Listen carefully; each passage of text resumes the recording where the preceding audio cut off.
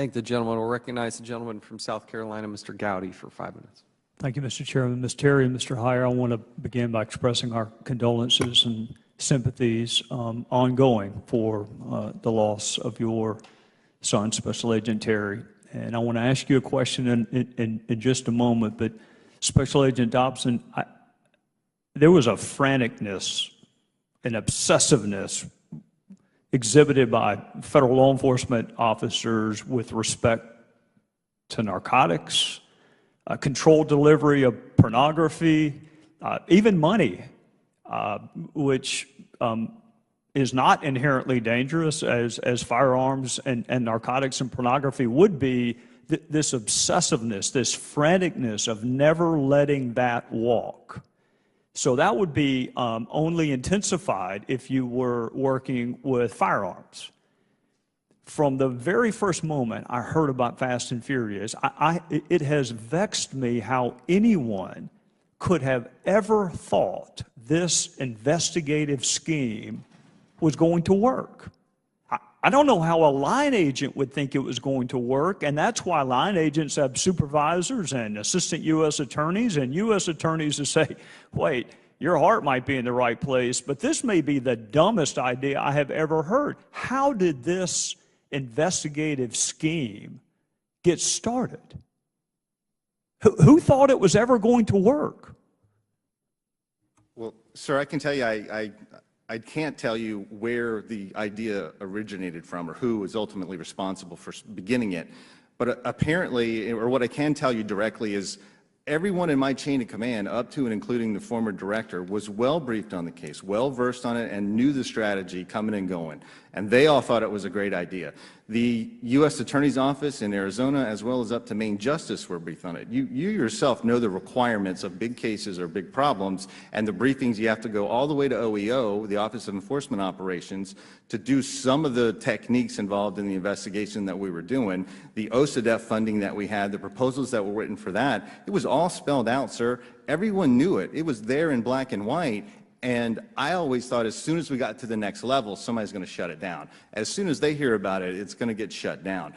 But that never happened. It kept getting more funding, more approval, more attaboys. The people that were running it were called to D.C. several times to brief it at headquarters, at special operations divisions, and over at Maine Justice. And it just seemed it was the new strategy. All the old rule books that you and I are aware of were thrown out. I worked with DEA for a number of years. We were never allowed to walk dope, not a gram of it. And walking money was, we would have to go and work a case through a county to get approval to that. DEA would not authorize it.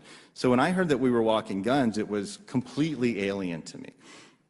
Well, I'm glad to hear that because it's alien to me too. I cannot imagine letting someone that you even suspect to be a straw purchaser purchase a firearm and then let that firearm navigate its way through the criminal element only to be recovered at a crime scene. I find it unfathomable that anyone could ever have thought this would turn out any differently than with the mother of a slain federal law enforcement agent and or ordinary citizen sitting at a table. I honestly, I have tried to give the benefit. I actually like federal law enforcement officers. I'm probably biased towards them. I'm just struggling to understand how this ever could have turned out any other way. As soon as the gun leaves the parking lot, unless you're maintaining constant surveillance, then you've lost the gun. And then if it crosses the border, God knows what you're going to do with it. And then when you learn they didn't even let our Mexican counterparts in law enforcement know what was going on, this is the most eminently predictable tragedy that I've been connected with since I've been in Congress. It could not have turned out any other way.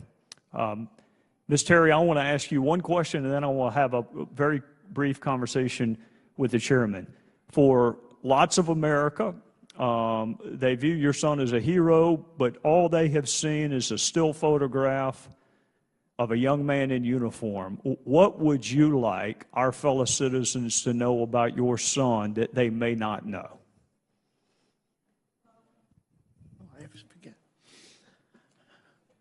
Brian was like a special person. He was He was a true American. He was just dedicated to his country. He loved being in the limelight. He loved helping people, protecting people, and that's what he always wanted to do. Well, thank you. He was wired differently. The different uniforms that he wore, most of us are not wired to want to run towards danger. Most of us are wired to protect ourselves first and foremost, and not others. So you raised an outstanding human being, and I know that, I hope that that provides some level of comfort to you, even in the throes of your grief. In conclusion, Mr. Chairman, I would just say this. Perhaps I have missed something. I thought the administration said that they were not part of the approval and were not part of the process and had nothing to do with this investigative scheme. So I guess I'm vexed in how you can use a defense of deliberative process if you were not part of the process. And I would encourage you to share this report with the chairman of the subcommittee that provides appropriations for the Department of Justice. His name is John Culbertson from Texas. And I would encourage you to share this report for this reason. We all have privileges and rights, and all across America, every day people waive those privileges and rights because there's an incentive to waive them. I would give DOJ an incentive to waive their privilege, and I might do it to the subcommittee chair on appropriations. Thank the gentleman. You've talked a lot about the flexibility of states as being preeminent. So I want to go back to Indiana, to Bloomington in particular, and look at the Lighthouse Christian Academy. The Lighthouse Christian Academy currently receives over $665,000 in state vouchers for students to attend their school. They are also clear in their handbook and their guidance that if you are from a family where there is homosexual or bisexual activity, their word, not mine, or practicing alternate gender identity, you may be denied admissions. If this school, which obviously is approved to discriminate against LGBT students in Indiana, if Indiana applies for this federal funding, will you stand up that this school be open to all students?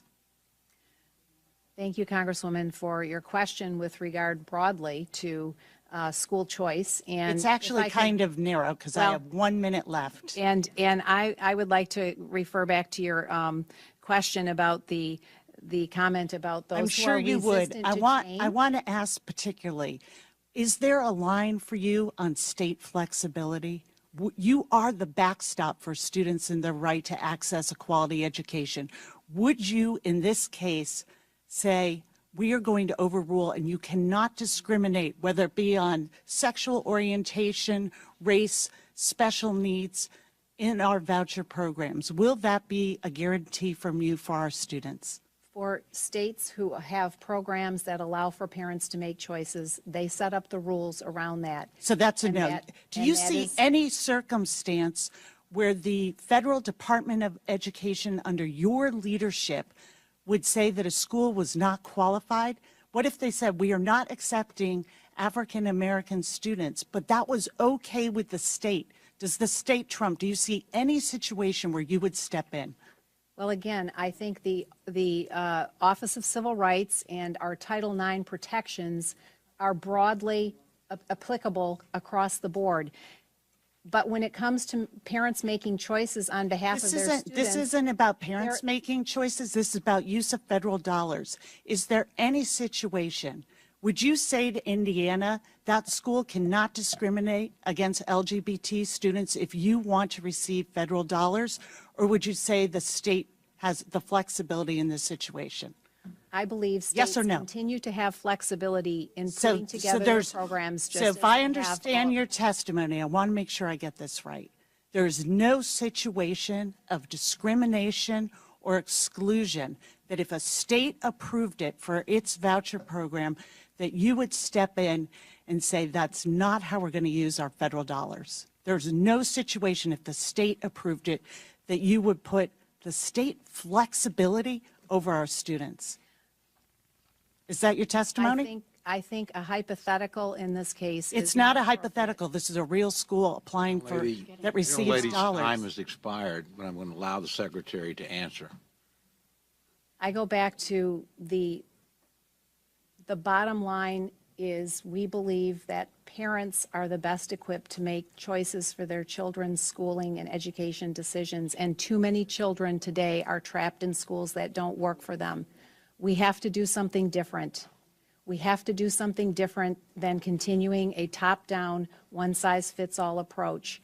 And that is the focus, and states and local communities are best equipped to make these decisions and framework on behalf of their. I am shocked that you cannot come up with one example of discrimination that you would stand up for students.